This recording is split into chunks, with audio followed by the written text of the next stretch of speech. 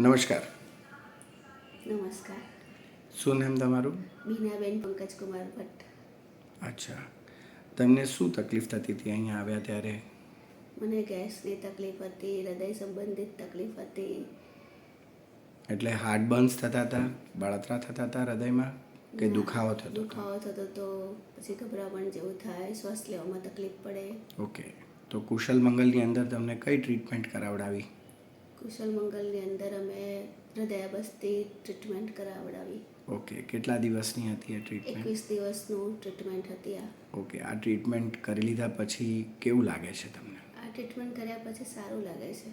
અચ્છા, એટલે હૃદયવસ્તી સંપૂર્ણપણે કમ્પ્લીટ કરી તમે? કમ્પ્લીટ. બહુ મજા આવી મને 21 દિવસ. તો હવે દુખાવો કે કશું થાય છે? ના, હવે કાંઈ થતું નથી. ઓકે, પણ ખૂબ જ સારું રહ્યું, મને બહુ જ આનંદ મળ્યો. Okay, good. ઈશ્વર તમને સ્વસ્થ રાખે એવી પ્રભુ કામના.